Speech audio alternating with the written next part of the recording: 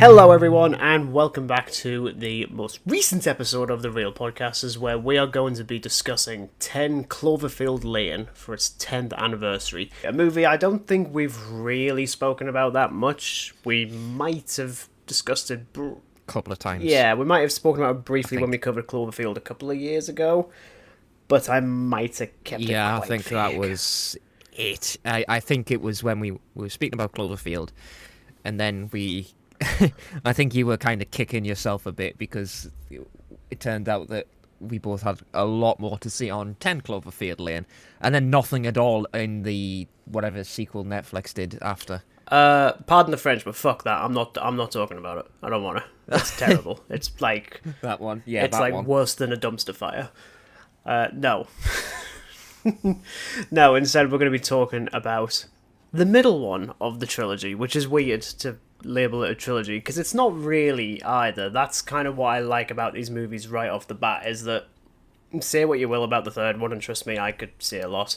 At least it doesn't feel like 10 Cloverfield Lane, and it doesn't feel like Cloverfield. It also just doesn't feel like a good movie, but again, we're not going to talk about it. As ever, though, because I still have to, even though Dan's just a little bit poorly. Dan, can you sort of... just like a wee bit. Can you kind of just explain what is going on here? What the hell is going on? Yeah, so basically you've got Michelle, who finds herself in a bunker with Howard, a stranger who informs her that basically the world has come to the extinction, the end, the biblical proportion of the apocalypse. Doomsday has arrived.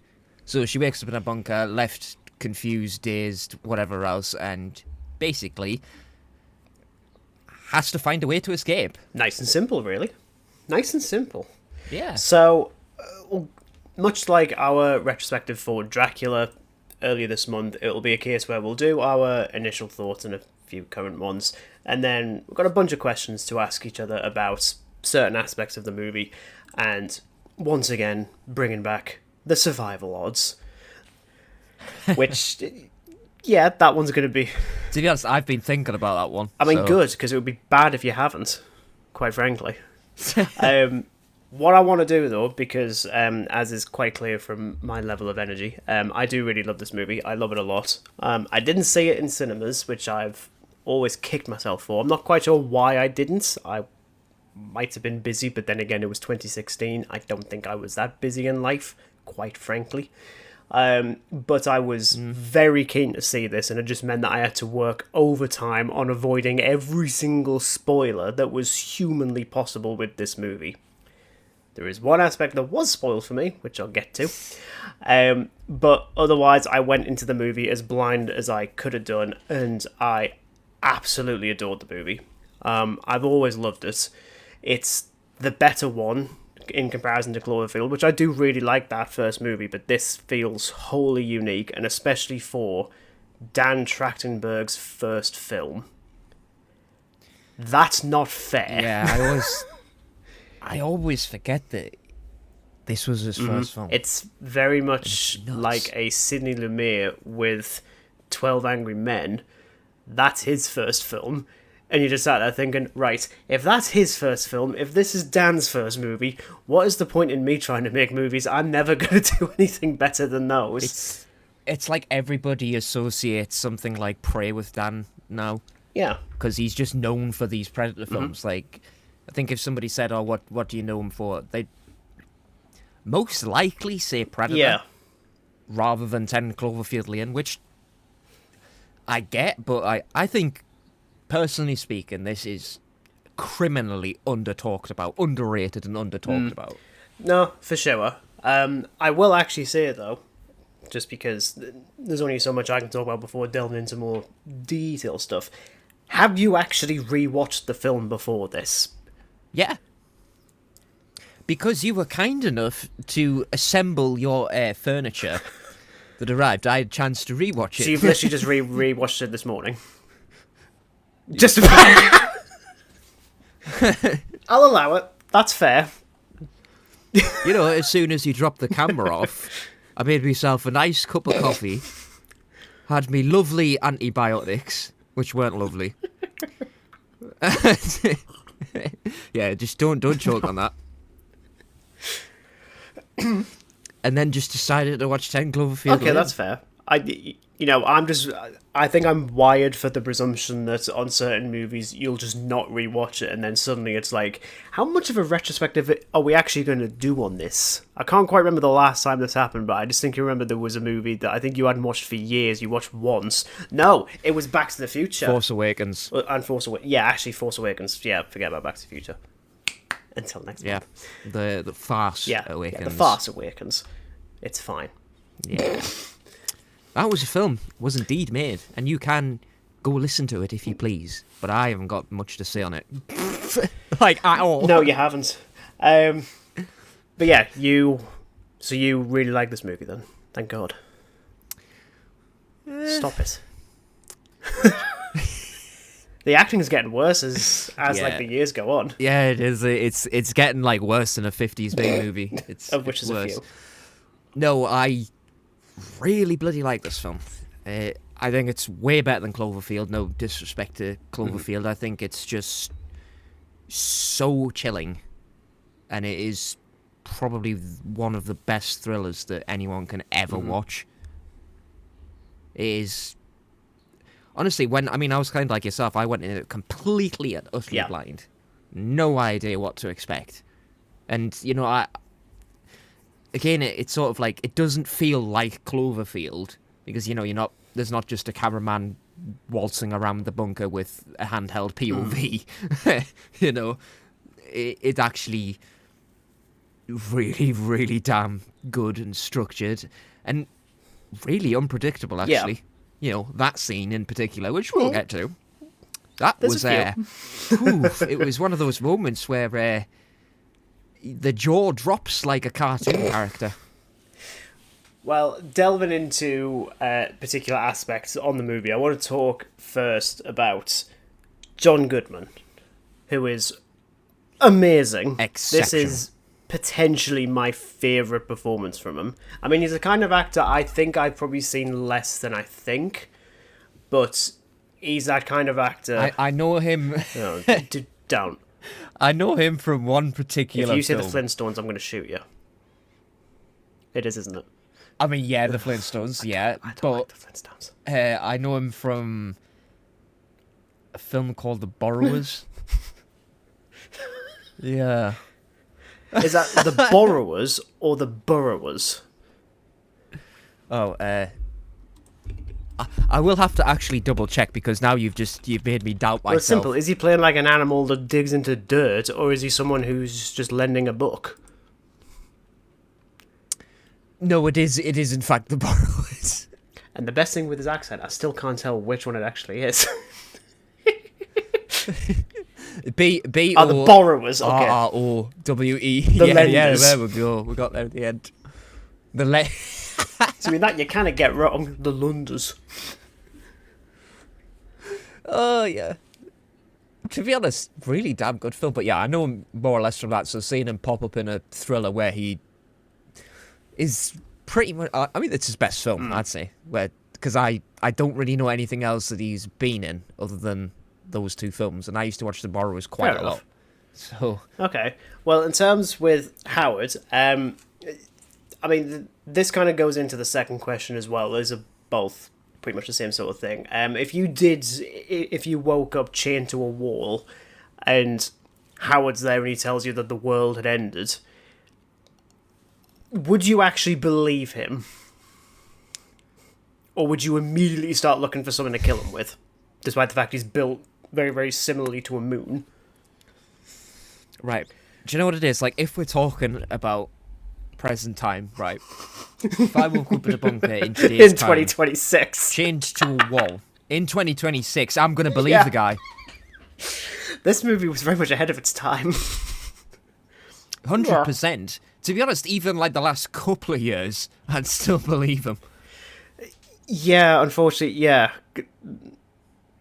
Like, it is scary, the fact that I would choose to accept my fate in a bunker and to be told, oh yeah, the world's coming to end. Honestly, not even surprised, I would admit. It's like, oh really? Anyway, moving on. Or can't move The on. nukes have finally Yes, dropped. exactly. This isn't no Fallout fantasy. This is real life. Yeah, I'm kind of a similar... Well, I don't know, because it's... My sort of perspective would be, immediately, yes, I'd be pretty nerve-wracked, because, yes, I've just woken up chained to a wall. I think any normal person Yeah. would be really like, why am I here? And most of all, why am I chained to a wall? On the flip side, though, because we're consistently told that the world's going to end like every other Tuesday, of which today we're recording this is on a Tuesday, I'd also be sat there thinking, oh, really? Okay. I'll believe that when I see it. Yeah, I think the scary part is that it's just how sort of calm you'd be. It's like, well, not surprised, really. You wouldn't be like, oh my god, the world's ended. No. Oh, well. But that's the thing is... About time. Yeah, but that's the thing, especially with John Goodman as Howard, is because even though I've rewatched this movie numerous times, I've watched it quite a bit. I think I've only twice. That doesn't shock me. Unless it's unless it's like a Halloween or a Jurassic Park, I don't imagine you're going to be watching this very often. It's just how it works with you. Just like, oh really? He's actually rewatched. Yeah, 100%. He's actually rewatched the Michael Myers movie. Wow, what a shock. Other breaking news, the world has ended according to John Goodman. Which one is more likely? But what I like with Goodman's performance, whether it's his performance or the writing involved, is that the character is consistently flipping for me, where there's a good amount of time where you do feel like, okay, he is clearly talking rubbish. But then there's a few moments where it's like, oh, actually, you might be onto something. And I think especially when you see more of the bunker as more is revealed, and he has clearly really planned for this. So for him to be lying really planned ahead for the times ahead. So the odds of him lying is now suddenly dropped because...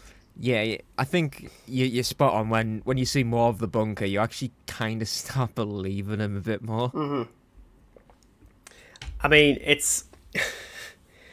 like, what moment for you, and I feel like I know exactly which point this is, what specific moment was there in the movie where you started disbelieving a lot of what Howard was saying? Maybe not necessarily the idea of the world ending, but just certain things he'd been saying, maybe about the fact that his daughter hasn't been around for a while, or bloody bloody blah. What was that moment where it was like, right, okay, this guy needs to actually be killed? I think I know exactly which scene you're thinking about. Does it involve a bucket? Basically. It does involve a little PVC bucket cup barrel type thing. And it turns out that he just openly kills a guy because he threatens to escape. Yeah. And throws him in a bucket full of acid and turns him into fleshy jelly. That's the moment where you realise, okay, John, you are a bit insane.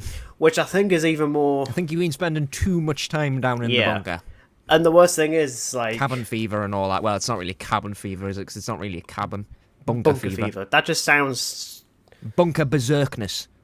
Bunker bonanza fever. It just makes it sound like a dance or something. Bunker bananas. Yeah, that was definitely the part. And then when Michelle goes into flight or fight mode, John's got to die. Howard's got to die now. I mean, I think what makes this scarier as an antagonist, because by all accounts, you can see him as an antagonist and you can also not, because even though he is maybe just a little bit insane and a little bit crazy... Yeah, I mean, for a great deal of the film, you're really not sure if he is the villain. To me, it's that point where it's like, okay, yeah, he's the bad guy. Yeah, it's... 100% now. There's a scene that I really liked, and it's after Michelle throws a glass bottle at his face... as she initially tries to escape after having dinner with like the three of them, with John Gallagher Jr.'s character as well. Really good. Doesn't have quite as much to do beyond dying in a vat of acid. But I like the scene when Howard's basically asking Michelle to patch him up because it's basically it's her fault. And there's those few little moments with the two of them, and it's like, oh, actually, he's a bit of a weirdo, but there is still just that little hint of humanity there. There's a bit of humanistic to him, and that like it just sort of feels like, okay, you've done this, fine, help me now. And then everything flips by the end. And then he kind of just goes off the rails a little again. bit, yeah. And that's why I love his character so much, because he does flip-flop consistently. Yeah, honestly, this is... John Goodman deserved an Oscar for this bloody film. Like, Jesus, it's so good. I think the other person as well, of course, you've got Mary Elizabeth Winstead as Michelle. Yes. One thing, I mean, I wouldn't really classify this movie as a horror film. It's, as you say, it's far more of a thriller. No, it's...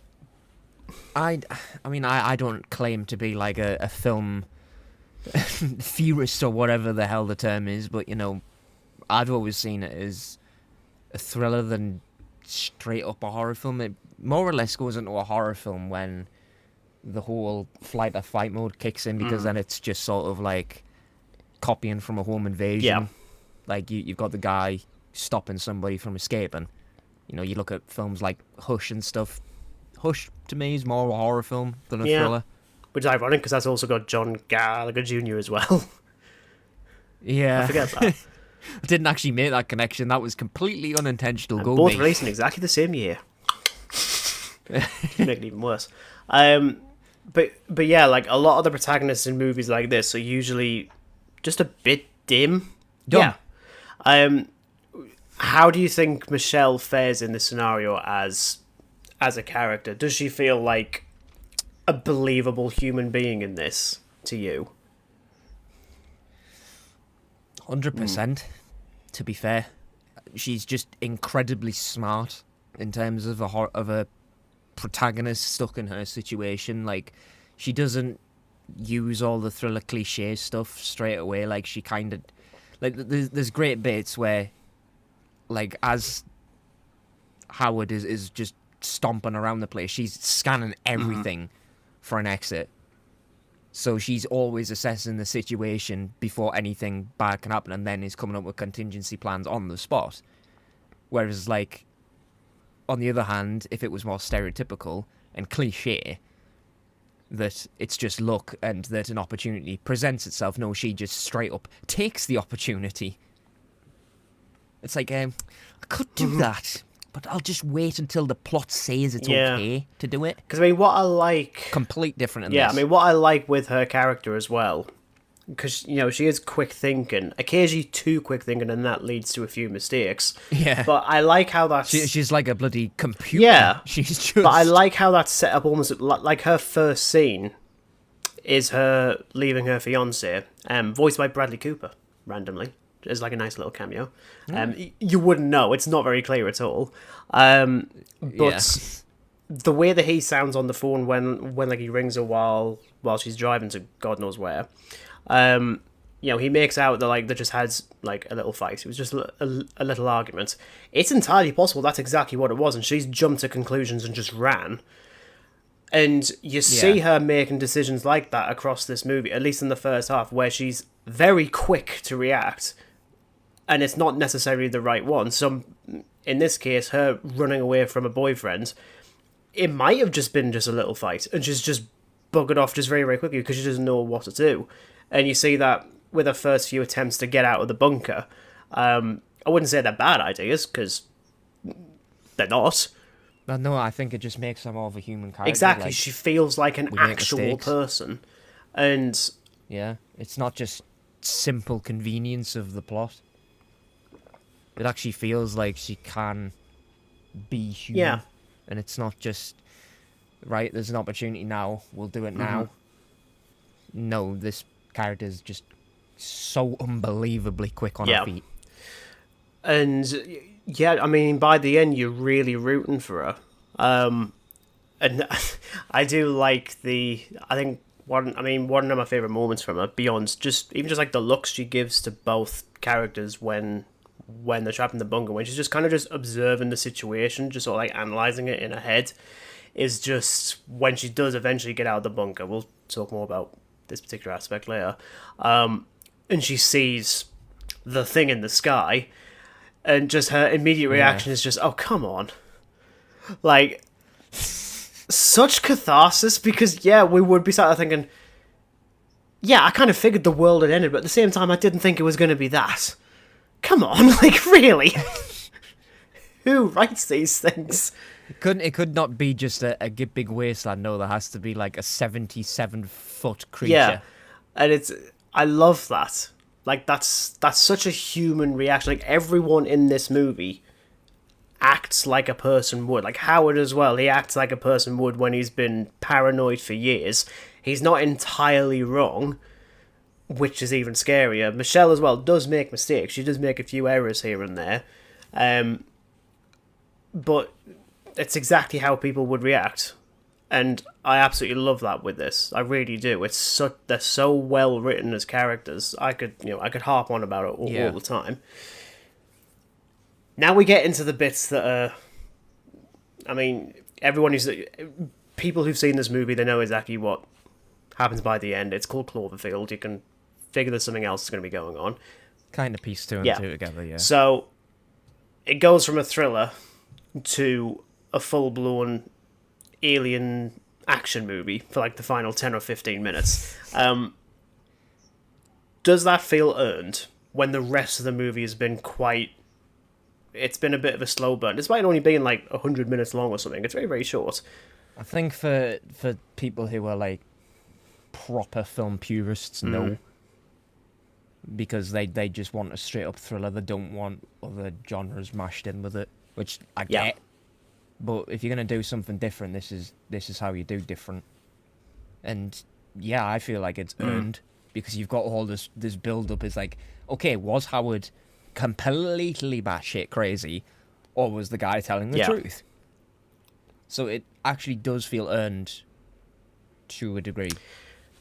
It's a difficult one for me.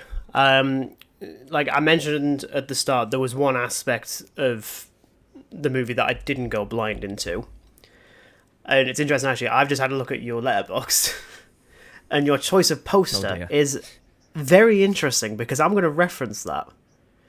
So, in the lead up to this film's cinema release, one poster did get leaked, and I believe it was an Asian poster. I don't know if it was the Japanese one or the Chinese one, whichever one. And it has the alien spacecraft in the background, and Michelle's running away from it. Right. The trailers do a very good job at only hinting at this, but not enough to make you genuinely think it's going to be aliens. Because they could easily just say, no, it's not going to be that. Like, even the tagline, monsters come in many forms. Could be, might be. Could be Howard. Yeah. That poster spoiled it completely, and I remember accidentally finding that and being so pissed off. I was like, oh, no way.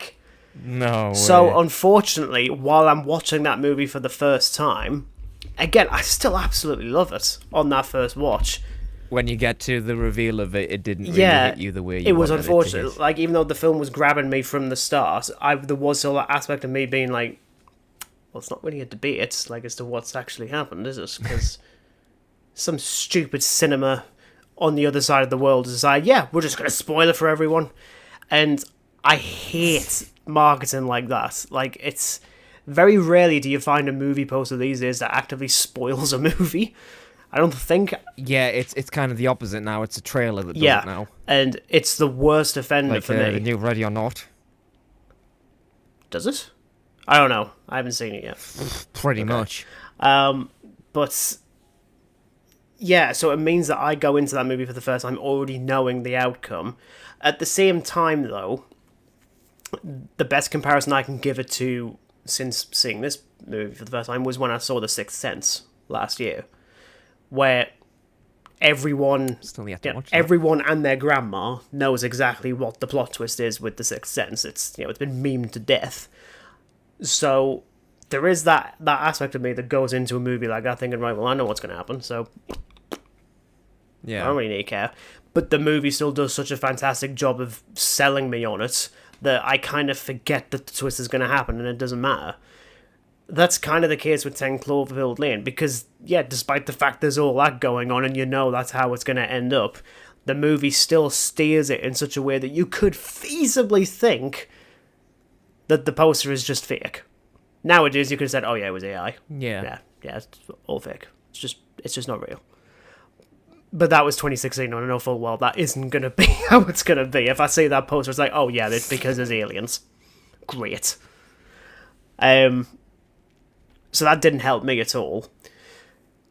The other bit as well, that this is more of a difficult one, because I'm not sure how much you know about the production side of things with this movie, Dan. Not a great deal. So this wasn't planned... To be fair, as someone who's only really seen it twice...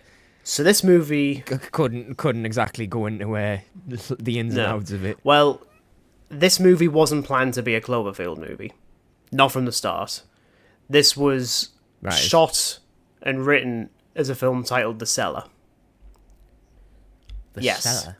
And then, once that was written and complete and stuff, J.J. Abrams and Bad Robot then pick up the film and say, oh, actually, we could do something intriguing here, and twist it slightly, do a couple of bits of reshoots, and turn it into a Cloverfield movie. Not necessarily a sequel, but just a Cloverfield movie. Because the only elements of the movie that references, of course, is the destruction of the letterbox that specifically says that the address is 10 Cloverfield Lane, and that Howard used to work with satellites, which connects up to aspects of the first movie with how the Clover creature comes down from space. Wherever. Yeah, wherever. Yeah, Swansea. Swansea. Maybe not Swansea. I don't know where on earth that came from. Like, why? Godzilla and just comes out of the sea. It's like, nah, just bounce away. Actually, well, we can't. They can't really do that, because surely that is going to be like some sort of infringement on some case. You can't just have a giant creature come out of the ocean and not see it. Godzilla. Yeah, exactly. It's really, really difficult not to. You can't even do it with a bloody volcano now, because then I think it was like Rodan that came out of a bloody volcano, and then. God, we're running out of continents for kaijus to come out. I think I was literally just listening to that track from that film with Rodan literally this morning. That's a cracking piece of music. It's a shame about the film. Right, the Cloverfield monster doesn't simply just erupt from the Amazon jungle. There we go. I mean, there's worse ways to do it. Yeah, there is. Yeah, but for me, one of the things I was curious with you is the movie better because it's very loosely tied to the Cloverfield universe, or would it have been better fit? Would it have been a better experience if it had no connection at all and it was just another sci-fi thriller? Do you think it's enhanced with the fact that's an interesting one? Yeah, because I don't know. Because I honestly don't know, because if it was just its own standalone thing, I still think it would be pretty good. Mm-hmm. But I think because it just has those little bits that tie it to Cloverfield, it makes it that little bit more better. Okay. Like it's not exactly a sequel to Cloverfield Lane. To Cloverfield, but it does actually feel like, oh yeah, it ties to it, but doesn't necessarily mean it is a straight up sequel, prequel, whatever to it. No, because you. So I'm a bit unsure, to be fair, because if they just stuck with the route of, well, it is completely its own thing, no Cloverfield involved, I still think it'd be pretty solid. I mean, there's a lot more stuff behind the scenes that connected up to the 2008 movie, which I dabbled in a little bit. That had like viral marketing campaigns that were very, very low key, but if you were searching for them, then you learn more. But when you watch the actual movie itself, it's like I said, there's not really much of a connection beyond the address of the house. So you can absolutely watch 10 Cloverfield Lane without having never seen Cloverfield, and it still works absolutely fine, especially considering that, you know, by the time you get to the third act of the movie and you start thinking, right, is the Clover creature actually going to pop up? No, it's just something else entirely. Yeah. And so at that point in 2016, I was started thinking, right, what is the Cloverfield name supposed to be? Is it supposed to be referring to just weird-ass stuff that comes from space? Cloverfield Paradox decides, it could be a little bit more than that, to be honest. And also less. Don't ever make me watch that film again. I've seen it once. I'm never doing it again. Do not ever suggest that we cover this. I don't desire to ever talk about it or really watch it, to be fair. Thank you. Clearly rather watch something else. Clearly rather watch a Transformers movie, weirdly, with a ton of drink, but not the Cloverfield Paradox, where objectively more Transformers 100%. movies are bad. Like, yeah. there's at least 3. Yeah, for me, I'm very much the same as you. I'm kind of conflicted with whether or not it's better having the Cloverfield moniker, or if it's just sort of an excuse to try and market the movie. It's not anything that says it's directly connected to Cloverfield. There's just little bits and pieces, and I love that when films do that, because it feels like they can just be their own thing and not a straight up sequel. They just incorporate little bits of the film to connect it to the universe. Like, that's great. But I think if it was its own thing and Cloverfield was just dropped from the title, who knows, to be honest. It still might have been stupidly good, maybe better, maybe worse. Okay. Well, we'll get to the final question. Your favourite one, outside of doing an AI script or a Michael Caine impression, which I'm never doing again. Don't. You are ill. You are not doing it. That is the survival guide, which I suppose we've technically looked at a little bit in the first couple of questions. Like, so based strictly on our own abilities as humans, which I'll admit both of us have very limited skills. I'm being generous on the fact that both of us are. Especially at the minute. I'm being generous. We're both crap at this. Howard, you got any amoxicillin, please? I don't even know what that is. That's even worse. I'm dead. I'm doomed. Well, it's antibiotics, Okay, essentially. So, based strictly on what we're able to do, and of our patience for a roommate like Howard, I just dropped a bolt. Sorry.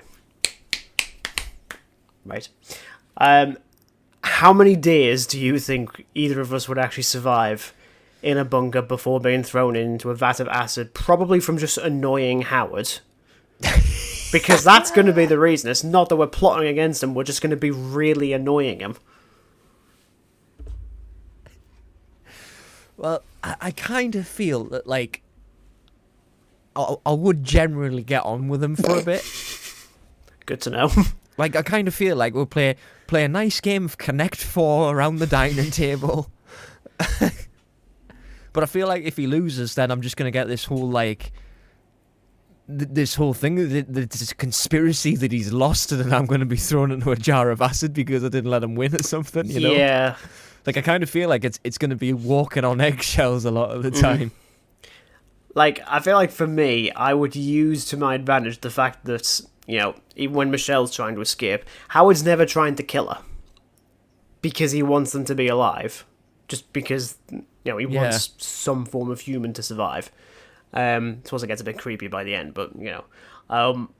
So at least I know if I try, you know, if I come at him with like a wooden stick or something that's been sharpened at the end, I'm probably going to miss, because my targeting ability is pretty naff, whether it's in a first-person shooter or just in reality. Just, yeah. Yeah, and this guy is, like, really planned, so what's to say that wherever you found this stick, that there's not just a giant box that's going to just come down from the ceiling and just trap you? Mate, you're making it sound like an episode of Scooby-Doo. Like, there could be so many secret passages in which he could just... Maybe he's got, like, one of those, like, really cool lifts that the supervillain has, where he's just stood on the floor and just goes down. Again, definitely sounds like something I'd expect to see out of Scooby-Doo, and I like it. I like it a lot. 10 Scooby-Doo Lane. Or maybe he's just a magician, he just has smoke pellets, throws it, then he's gone. See, at that point, I'm just remembering... I can't remember what episode it is from The Simpsons. I think it's one of the Christmas ones when Mr. Burns buys the church and gives it, like, a load of, like, adverts and stuff. Ah, yeah. And he throws down some smoke to like, vanish, and he's just at the at, like, the other end of the corridor, and he just hurls a load of money, just like, oh, just leave me alone. I'm picturing that, but just, like, really, really large. I think it would be a bit difficult for him to hire, like, given it's a bunker, that there's not really Not a lot of hidey holes. So you can't really hide between the crevices, I think. I mean, I suppose Emmett was hiding between the bottles of whatever he was when, like, you first see him. Like, he's not even allowed to have a room. He just has like a little cubby hole with a packet of crisps or whatever he's eating. I can't remember what he's eating. Yeah, I can't. God knows. Yeah, it's yeah.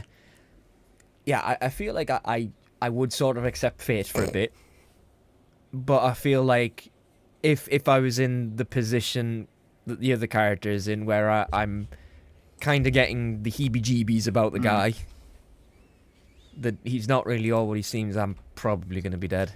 Yeah, I'm probably going to be the same. If anything, I might just get, like, really, really scared. And just... I mean, I could just, sit and keep my trap shut and just wait for the whole thing to blow over like Shaun of the Dead implies, but...